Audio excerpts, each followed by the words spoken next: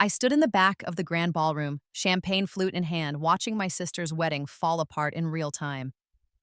The crystal chandeliers above cast dancing shadows across faces frozen in shock and horror. Mother's carefully applied makeup ran in black rivulets down her cheeks. Father's face had gone an alarming shade of purple, and Jessica, golden, perfect, beautiful Jessica, stood at the altar in her $70,000 gown, screaming at her groom as he walked away.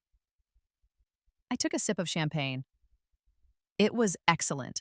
I'd made sure of that when I'd anonymously sponsored the bar. "You can't just leave!" Jessica shrieked, her voice echoing off the vaulted ceiling. "We had a deal, you promised!" Marcus Chen, tech entrepreneur and one of the most eligible bachelors in the city, didn't even turn around. His groomsmen followed him like a well-dressed flock of birds, their footsteps crisp and final on the marble floor. The massive oak doors closed behind them with a definitive thud that seemed to echo through eternity. 300 guests sat in stunned silence, 300 witnesses to the Whitmore family's spectacular implosion. I noticed several phones out recording. Good. The video would be trending within the hour. My mother's gaze swept the crowd desperately before landing on me. For a moment, just a moment, I saw the same dismissive contempt she'd shown me for 23 years of my first life. Then recognition flickered. Recognition of the Valentino gown I wore, the Harry Winston diamonds at my throat, the quiet confidence that money and success had woven into my very posture. Her expression shifted to something like hope. I raised my glass to her in a silent toast and smiled. Then I walked out. The fresh air outside the hotel felt like freedom itself.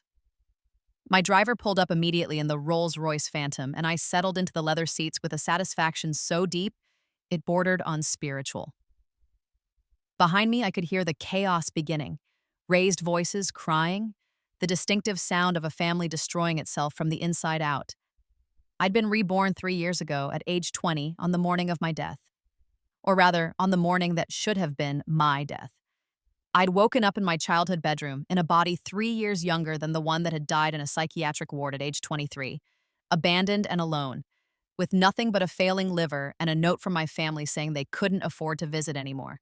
In my first life, I'd spent those 3 years trying desperately to earn my family's love. I'd worked 3 jobs to pay for Jessica's wedding dress. I'd emptied my student loan money to bail father out when his restaurant failed. I'd donated part of my liver to mother when she got sick from decades of wine and prescription pills, even though the doctor said my own health was too fragile for the surgery. They'd taken everything. And when there was nothing left to take, they'd left me to die. Alone. But this time, I'd done something different. This time, I'd just let them go. The first test came 3 days after my rebirth.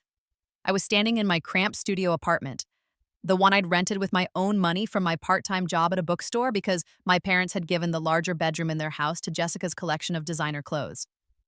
My phone rang, mother's number. In my first life, I'd answered immediately. She'd been calling to say Jessica needed help with a term paper. I'd stayed up all night writing it, then gone straight to my shift at the bookstore where I'd passed out from exhaustion and gotten fired. This time, I let it ring. Then I blocked her number. The freedom was intoxicating.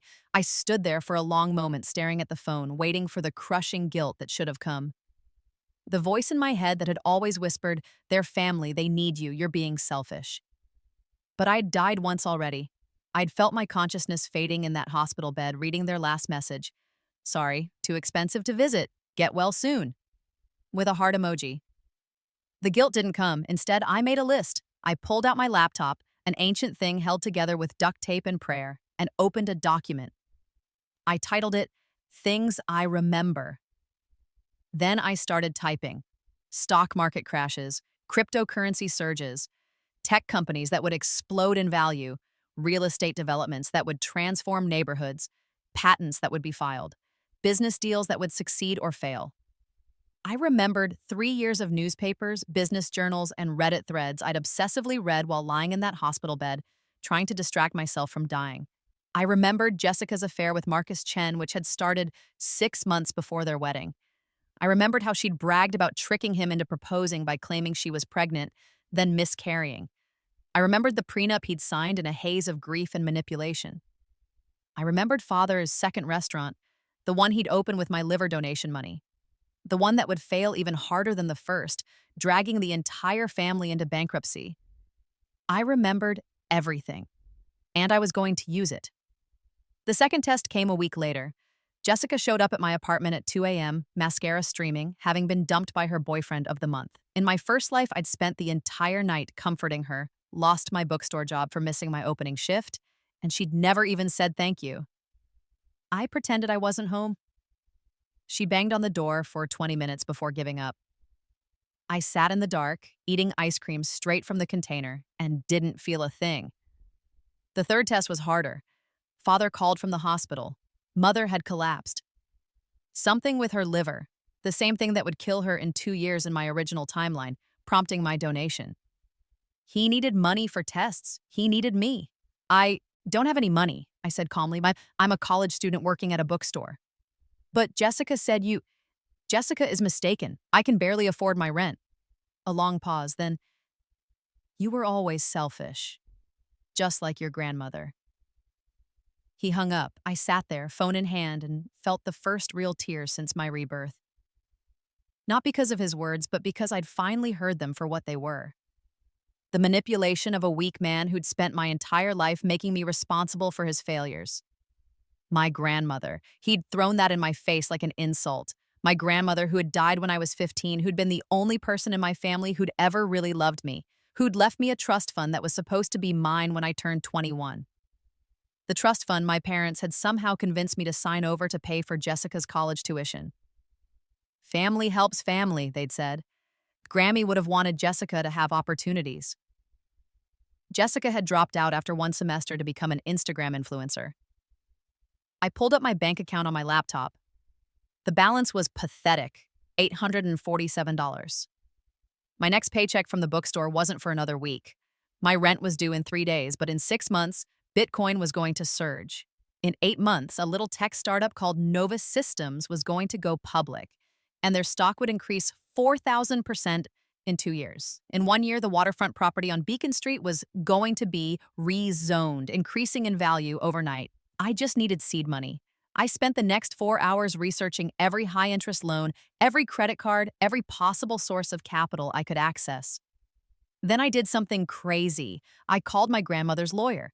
Mr. Peterson had handled Grammy's estate. He was 76 now, probably close to retirement. In my first life, I'd never contacted him after my parents convinced me to sign over the trust. I'd been too ashamed, too guilty, but I wasn't that person anymore.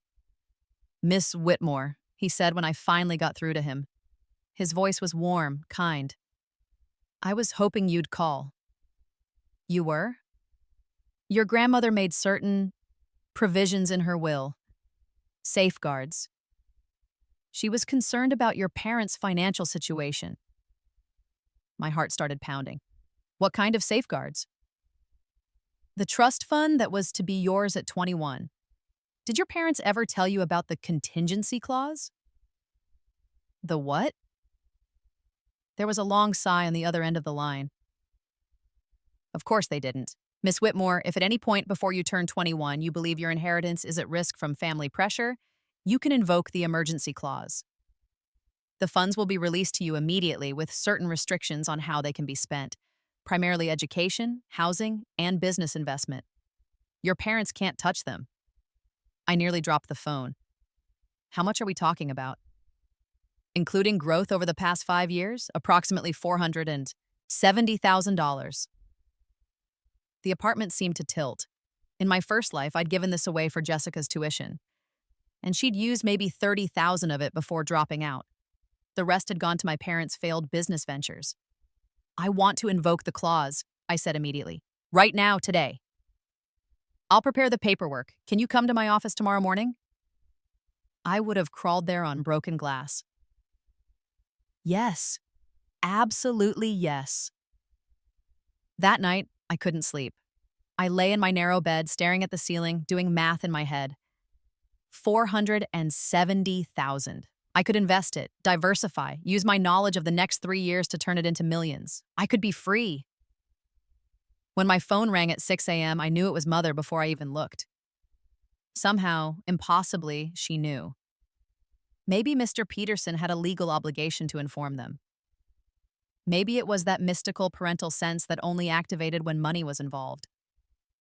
I answered this time. How dare you? She hissed without preamble. That money is family money. Grammy left it for all of us. Grammy left it specifically for me. There's a letter. Mr. Peterson read it to me. That wasn't true yet, but I knew it would be. Grammy had loved me. She'd seen what they were doing to me. You selfish little bitch. Your father is in the hospital with me right now. I could die, and you're stealing from your own family? Something hard and cold settled in my chest. You're not dying. You have fatty liver disease from decades of alcohol abuse. The doctors told you to stop drinking and you'll be fine, but you won't stop, will you? Because that would require actually taking responsibility for something. The silence on the other end was absolute. Jessica needs that money, Mother said finally, her voice shaking. She's been accepted to... Jessica got kicked out of community college for plagiarism. I know because I wrote the paper she plagiarized. She's not going back to school. She's going to date a series of rich men and live off their money until she convinces one to marry her. You're jealous. You've always been jealous of your sister. No, I said quietly. I'm not. Not anymore. I'm done. I hung up. My hands were shaking. My heart was racing. But underneath the adrenaline was something else, something light and bright and fierce. Liberation. The next 3 years unfolded like a dream I was directing. I invested Grammy's money strategically. Bitcoin first. I bought in at $8,000 and sold at $64,000. Then Novus Systems stock the day they went public. Then the waterfront property, purchased through an LLC so my family couldn't trace it to me. I day traded carefully, used my memories to avoid the crashes and ride the surges. By the end of year 1, I had $3 million. I quit my job at the bookstore. I finished college with a 4.0 GPA and no distractions, because I'd blocked my entire family on every platform. I graduated with a degree in business and immediately started my own venture capital firm, using my knowledge of future markets to make seemingly impossible predictions that all came true. My reputation grew. People started calling me prophetic, lucky, brilliant. I was none of those things. I was just a woman with a unique advantage and nothing left to lose. Meanwhile, I watched my family from a distance. Jessica dated Marcus Chen for exactly the timeline I remembered. She got pregnant, or claimed to be. He proposed, she miscarried. They set a wedding date. He signed the prenup. Father opened his second restaurant with money borrowed from loan sharks. Mother's drinking got worse. They kept calling me, new numbers every time I blocked them, begging for help, for money, for me to stop being selfish and come home. I never answered. Then 2 months before Jessica's wedding, I made my move. I'd been tracking Marcus Chen's business for a year. He was smart, driven, and, I remembered from my first life, devastatingly heartbroken when he eventually discovered Jessica's affair and lies. In my original timeline, he'd found out 2 years after the wedding, and the divorce had been brutal and public. This time, I decided to accelerate the timeline. I created an anonymous email account and sent him a simple message. Your fiancée is not who you think she is. Check her phone records for calls to a burner number. Check her calendar for hair appointments that happen at the Riverside Hotel, room 347, today at 2 p.m. I didn't sign it. I didn't need to. Marcus Chen was a tech genius. He'd built his fortune on data analysis and pattern recognition. Give him a thread, and he'd unravel the whole tapestry. He found her with her personal trainer in exactly the room I'd specified.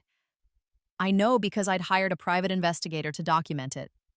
Not for Marcus, he didn't need my help with that, but for myself. Insurance. The photos were spectacular. Marcus called off the wedding 3 days later. But Jessica, manipulative to the end, convinced him it was a moment of weakness. She cried, she begged.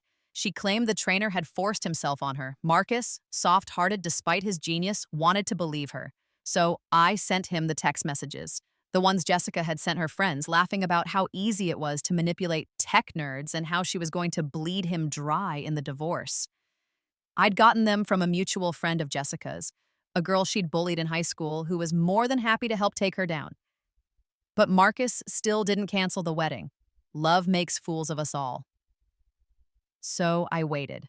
I planned. And I made sure that when Jessica walked down that aisle, everything she'd built would crumble at the exact right moment. The key was the prenup. Jessica had convinced Marcus to sign a prenup that was hilariously one-sided. If the marriage lasted less than a year, she got nothing. If it lasted more than a year, she got 30% of his assets. After 5 years, 50%. She'd planned to make it past the 1-year mark and then discover they were incompatible. I'd done the math. Marcus was worth approximately $340 million. 30% would be $102 million a year. So I made sure Jessica couldn't wait. I started with her credit cards. Anonymous tips to the companies about suspected fraud. Her cards were frozen, then her bank accounts, just a few well-placed reports about suspicious transactions. Nothing illegal, just enough to tie up her funds in compliance reviews. Suddenly, Jessica was cash poor, and Jessica without money was like a fish without water. She started asking Marcus for things, expensive things, a new car, a vacation home, jewelry. She got sloppy, demanding. The sweet, demure act started cracking. Then I arranged for Marcus to be offered the opportunity of a lifetime, a business deal in Singapore that required him to be out of the country for 3 weeks. During the lead-up to the wedding, Jessica had a meltdown, a very public meltdown at a charity gala where she threw wine in the face of Marcus's business partner and called him a workaholic robot who cares more about money than his future wife. The video went viral. Marcus didn't cancel the wedding, but he did push it back by 2 months, citing the Singapore deal. Jessica, desperate and angry, made her fatal mistake. She went back to the personal trainer. My private investigator got better photos this time. Video, too. And I made sure they were delivered to Marcus's best man, his CFO, his mother, and his sister. All the people who actually cared about him and would make sure he saw the truth. The wedding was still on. Marcus told his family he wanted to confront her at the altar. He wanted her to face the consequences publicly, the way she'd publicly humiliated him. I wasn't invited, obviously. The Whitmore family had written me off years ago, but I called in a favor with the hotel's event coordinator, someone whose startup I'd invested in 2 years prior, and secured myself a spot in the back of the room as a vendor supervisor. Which brought me to today, to this moment, to watching Jessica's world end in real time. The aftermath was glorious. The wedding video trended on 6 different platforms. Jessica's tearful screaming, her insistence that she loved Marcus, that this was all a misunderstanding, that someone was sabotaging her. It was all captured in high definition. The internet was merciless. Within hours, people had dug up her history. The community college plagiarism scandal, the trail of wealthy boyfriends she'd used and discarded. Her Instagram post where she'd essentially admitted she was a gold digger, thinking it was empowering and funny. She became a meme. But that wasn't even the best part. The best part was my father. He'd taken out a massive loan to pay for Jessica's wedding. $250,000 borrowed from a particularly nasty private lending company. He'd been so sure that once Jessica married Marcus Chen, she'd pay him back, that the Chen family would absorb the cost, that his perfect daughter would take care of him. Instead, he was stuck with the debt. The restaurant, his second attempt at culinary glory, was hemorrhaging money. The loan sharks were circling, and without me to bail him out, without my liver donation to guilt trip me with, without Jessica's rich husband to leech off of, he had nothing. He tried to declare bankruptcy, but you can't discharge private loans that way. The lenders started seizing assets. The restaurant, the car, eventually the house. Mother called me from a burner phone. I almost didn't answer, but curiosity got the better of me. "Please," she sobbed. "We're losing everything. Your father's restaurant is closing. We're going to be homeless. You have to help us. You're our daughter." I was sitting in my penthouse apartment, the one I'd purchased in cash 6 months prior. Through the floor-to-ceiling windows, I could see the entire city spread out before me like a glittering promise. "No," I said softly. "I was your daughter. You made it very clear over 23 years that I was less important than Jessica, less deserving of love or support. You bled me dry and then abandoned me when there was nothing left to take. So, no, I don't have to help you. I don't have to do anything." "But we're family." "Family is supposed to mean something," I said. "It's supposed to mean love and support and sacrifice." You taught me that family means obligation and exploitation. So congratulations. You succeeded. I learned my lesson.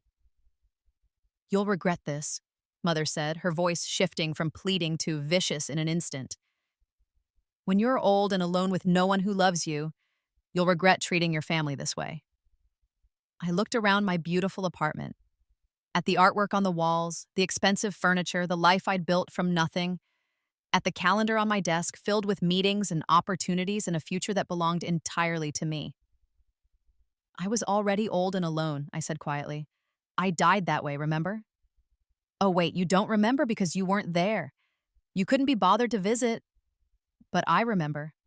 And I'd rather die alone and wealthy than die alone and broke, knowing I wasted my life trying to earn love from people who were never going to give it to me.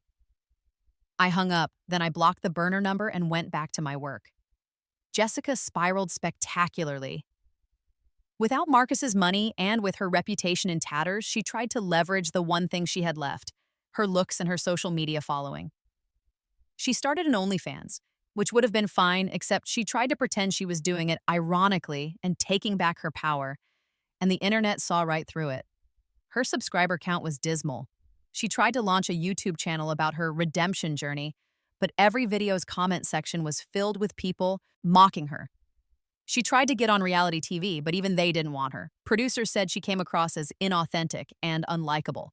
Eventually, she moved back in with our parents. Except our parents didn't have a home anymore. They were renting a one-bedroom apartment in the worst part of town, all three of them crammed together, fighting constantly. I heard about it through the grapevine, through mutual acquaintances who didn't know I'd cut them off, through social media posts from people who knew the family. It should have made me happy. It should have felt like justice. Instead, it just felt empty. Not because I regretted my choices. I didn't. They'd made their bed and now they were lying in it.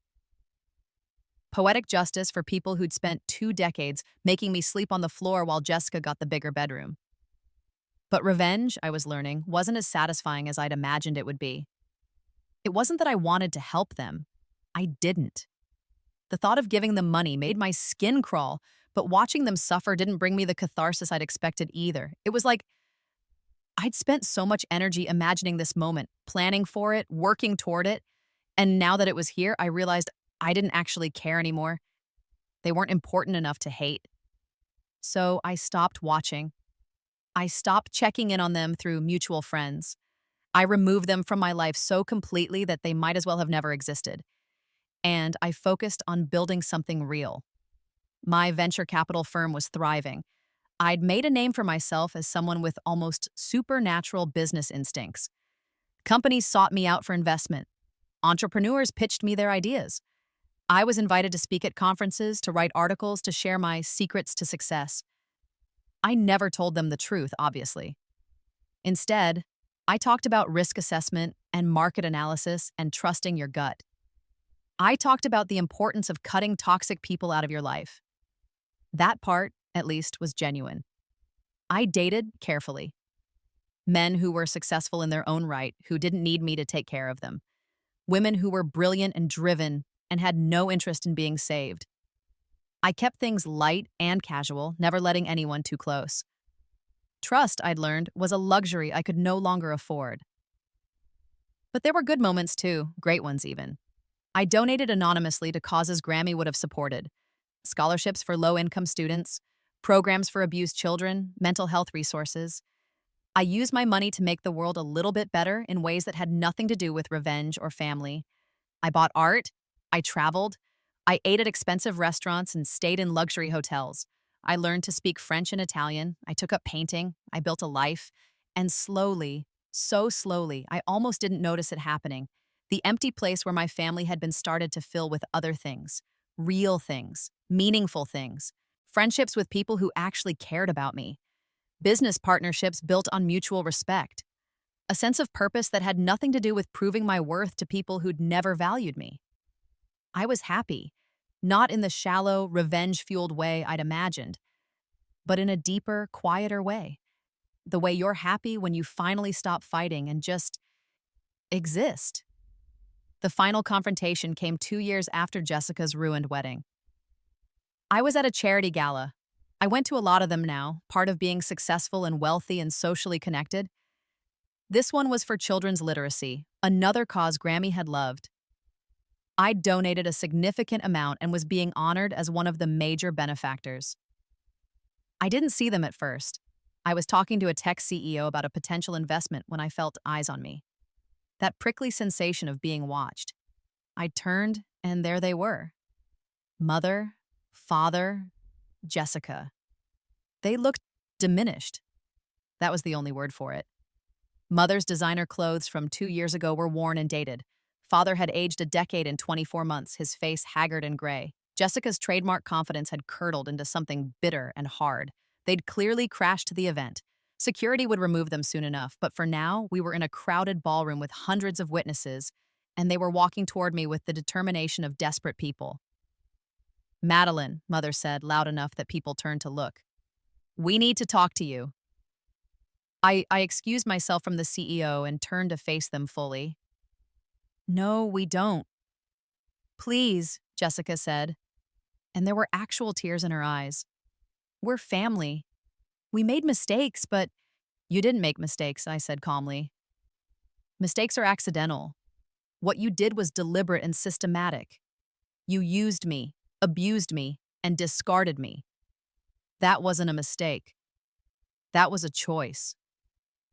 Father stepped forward, his face reddening. Now you listen here. We raised you, fed you, gave you a home. You owe us. I owe you nothing. My voice didn't rise, didn't waver. You gave me the legal minimum required to avoid child protective services. You fed me the cheapest food you could find. You gave me the smallest room in the house. You sent me to public school while Jessica went to private school. You made me work 3 jobs while giving Jessica an allowance. You told me I was selfish every time I wanted something for myself. So, no, Father. I don't owe you a damn thing. People were definitely watching now. I saw phones coming out. This would probably be online within the hour. I didn't care. We're destitute, Mother said, her voice cracking. We're living in poverty because of you. You could help us. You have millions. What would a few 100,000 mean to you? It would mean enabling you to continue the cycle, I said. It would mean teaching you that you can treat people terribly and face no consequences. It would mean I learned nothing from dying alone in a hospital bed, abandoned by the people who were supposed to love me. Jessica's tears stopped. Her face went cold. You're a vindictive bitch. You're punishing us because you're jealous. I'm not punishing you, I said softly. I'm just not saving you. There's a difference. You're suffering the natural consequences of your own choices. The debt Father took out for your wedding, the career you destroyed with your own actions, the reputation you ruined by being exactly who you are. I didn't do any of that. I just stopped enabling you. But we need you, Mother whispered. Please, Madeline. We're your family. I looked at them, really looked at them, and felt nothing but a distant, clinical pity. The kind you might feel for strangers who'd made poor life choices. You were my family, I said. And you taught me that family is supposed to support each other, love each other, sacrifice for each other. But you only taught me what family shouldn't be. You taught me that some people will take and take and take until there's nothing left. And you taught me that it's okay to walk away. Security was approaching now, alerted by the commotion. Don't contact me again, I said, as they were gently but firmly escorted toward the exit. Not through friends, not through lawyers, not through social media. You're not part of my life anymore. You haven't been for years. And I've never been happier. Jessica screamed something at me as she was led away, but I didn't catch the words. Mother was crying. Father was threatening lawsuits. I turned back to the CEO I'd been talking to. He was staring at me with wide eyes. Sorry about that, I said smoothly. Family drama. Where were we? The video did go viral, of course, but this time the internet was on my side. People who'd followed Jessica's wedding disaster recognized her immediately. The story came out not from me, but from enterprising internet sleuths who put the pieces together. The neglected daughter who'd been bled dry by her family. The sister who'd taken everything and given nothing. The parents who'd borrowed money for one daughter's wedding while the other daughter worked herself to death. My rebirth remained my secret, obviously, but the broad strokes were enough. I became a symbol of something. The daughter who said no, the woman who walked away, the survivor who chose herself. Think pieces were written about family obligation versus self-preservation. Podcasts discussed my story. I was invited onto talk shows, which I politely declined. I didn't need the publicity. My firm was successful enough without it.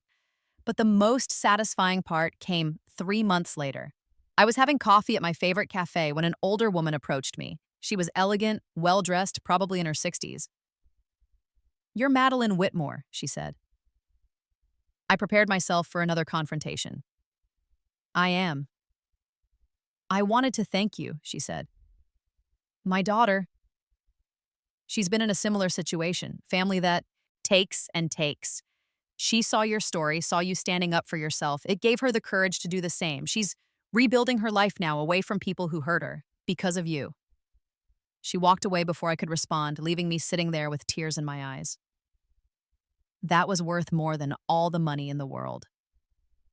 5 years after my rebirth, I did something I'd been avoiding. I visited Grammy's grave.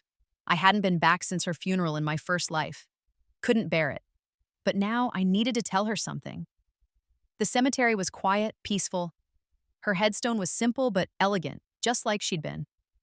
I knelt down and placed a bouquet of her favorite flowers, white roses, against the marble. "I'm sorry it took me so long," I said quietly. "I needed to become someone worthy of your sacrifice. Someone who wouldn't waste what you gave me." The wind rustled through the trees. "I know you saw what they were doing to me. I know that's why you set up the trust the way you did, with all those safeguards. You knew they'd try to take it. You were protecting me even after you were gone." A bird called in the distance. "I used it well, Grammy. I turned your 470,000 into 80 million. I started a company. I'm helping people. I'm making a difference. And I'm happy. Really, genuinely happy. Not in spite of what happened, but because I finally learned the lesson you tried to teach me, that I was worth more than they made me feel, that I deserved better." I traced her name on the headstone with my finger. "I just wanted you to know that you saved me twice. Once with the money, and once with the memory of what real love looks like. You were the only one who ever really saw me. And I'm living a life you'd be proud of." I stayed there for an hour, talking to her about my business, my life, the future I was building. Telling her about the scholarships I'd set up in her name, the literacy programs I was funding, the way I was trying to be for other people what she'd been for me. When I finally left, I felt lighter, like I'd been carrying something heavy and finally set it down. 10 years after my rebirth, 7 years after Jessica's ruined wedding, I did something unexpected. I started a foundation, the Whitmore Foundation for Second Chances, I called it. It provided support for people escaping abusive family situations, financial assistance, legal help, therapy, job training, housing support, everything I'd wished I'd had in my first life. The name was deliberate. I wanted them to see it, to know what I'd become, to understand that I'd taken their name, the name they'd wielded like a weapon, and turned it into something that actually helped people. The foundation became my life's work. More than the venture capital firm, more than the investments, more than any of it. This was what mattered. We helped hundreds of people in the first year alone. Young women who'd been financial hostages to their families, men who'd been guilt-tripped into supporting parents who'd abused them, siblings who'd been scapegoated and blamed, people who just needed permission to walk away. I hired therapists who specialized in family trauma, lawyers who understood coercive control, financial advisors who could help people rebuild from nothing, and I made sure that every single person who came through our doors knew one thing. You don't owe your abusers anything. Not love, not money, not forgiveness, not your presence. Nothing. That was the message I wished someone had told me in my first life. The foundation grew. We opened offices in 5 cities, then 10, then 20. We helped thousands of people, and every single one of them was a middle finger to everyone who'd ever told me that family was everything, no matter what they did to you. Family should be everything, but only if they act like family. 15 years after my rebirth, I got married. Her name was Diana, and she was a trauma therapist I'd hired for the foundation. We'd worked together for 3 years before I'd realized I was in love with her. Another year before, I'd gotten up the courage to tell her. She'd smiled and said, "I was wondering when you'd figure it out." We had a small wedding. Just close friends, people I'd chosen, people who'd chosen me. No family, or rather, the only family that mattered. The family I'd built. At the reception, someone asked if I ever regretted cutting off my birth family, if I ever wondered what might have happened if I'd tried to reconcile. "No," I said simply. "I already know what would have happened. They would have taken and taken until there was nothing left again. Some people don't change, and it's not my job to light myself on fire to keep them warm." Diana squeezed my hand under the table. "Besides," I continued, "I'm happy, I'm successful, I'm loved by people who actually care about me. I'm doing meaningful work, I'm everything they said I'd never be. So, no, I don't regret it. Not for a second." The person who'd asked, a journalist doing a profile on the foundation, looked at me thoughtfully. "You know, when I researched this story, I found your family. They're not doing well." "I know," I said. Because I did. Not because I checked on them, but because news found its way to me sometimes. Father had died 2 years ago, stress and poor health finally catching up with him. Mother was in a state-run nursing home, her liver finally giving out. Jessica was working as a clerk at a discount store, her social media presence a ghost town, her dreams of luxury and fame long dead. "And?" the journalist asked carefully. "And nothing," I said. "Those aren't my problems to solve. They made choices. I made choices. We're all living with the consequences." "That's cold." "No," Diana said, speaking up for the first time. "It's healthy. You don't have to keep drowning to prove you're a good swimmer. Sometimes the healthiest thing you can do is get out of the water."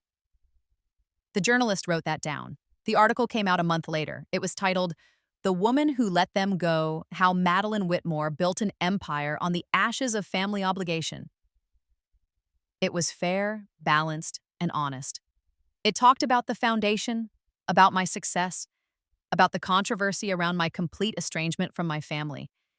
It included interviews with people I'd helped, people who'd been in similar situations.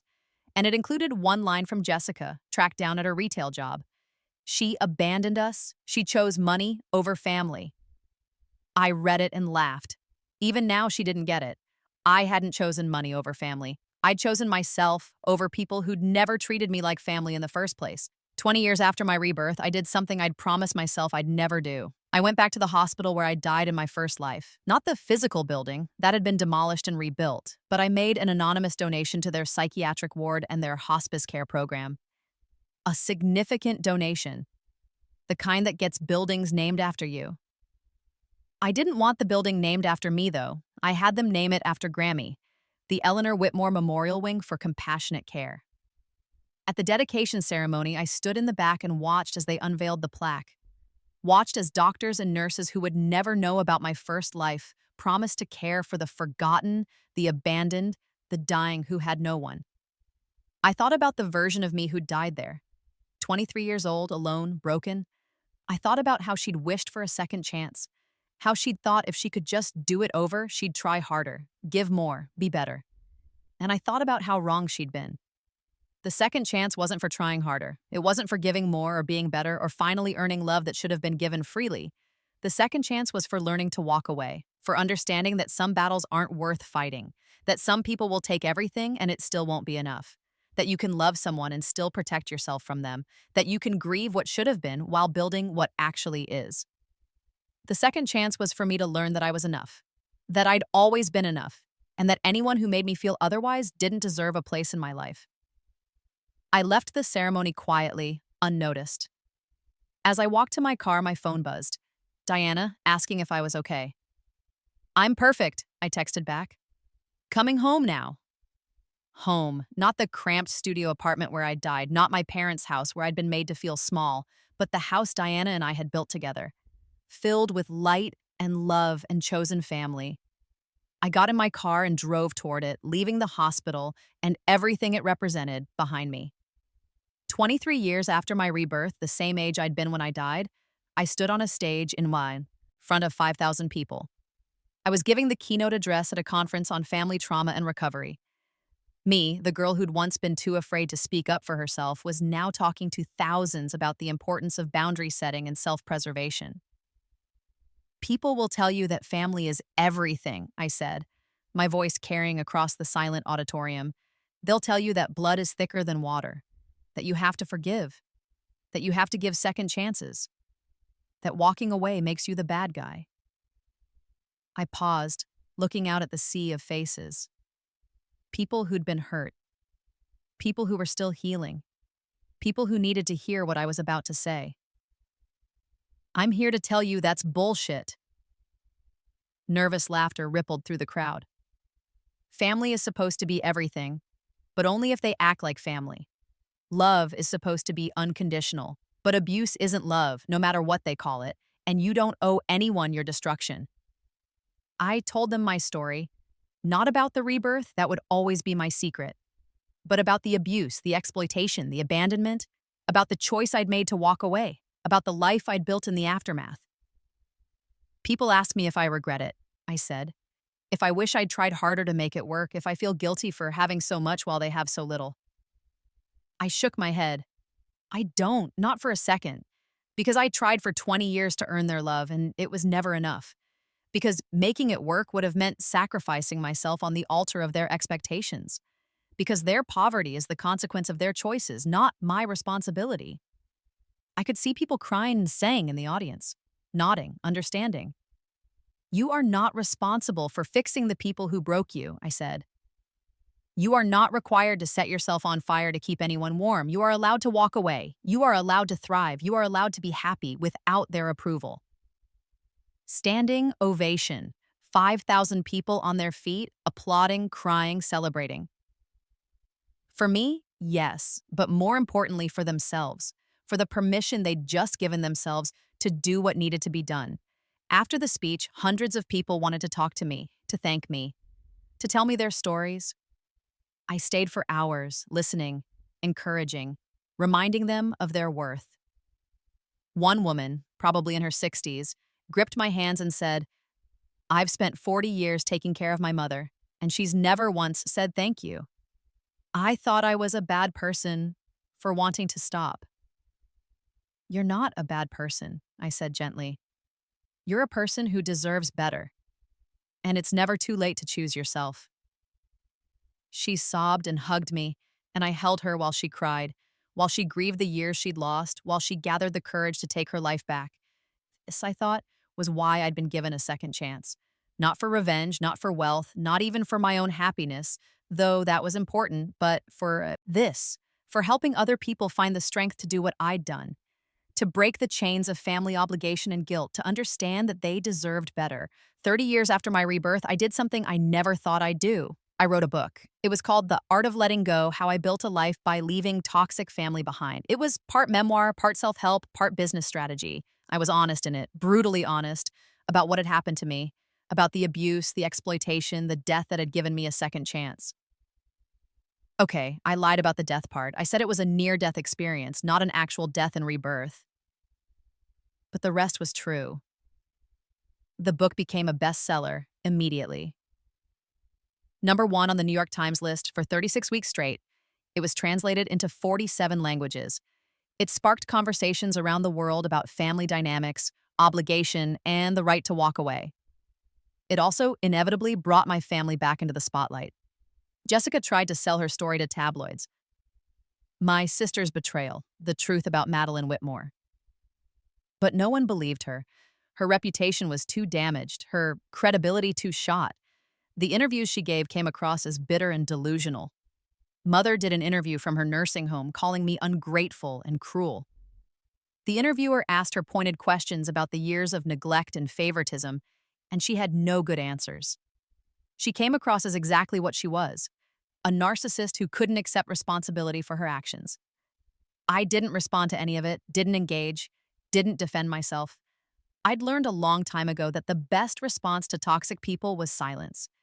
Instead, I focused on the positive, on the thousands of letters I received from people who'd read the book and found the courage to change their lives, on the foundation's expanding reach, on my marriage, my friends, my chosen family, on the life I'd built from nothing.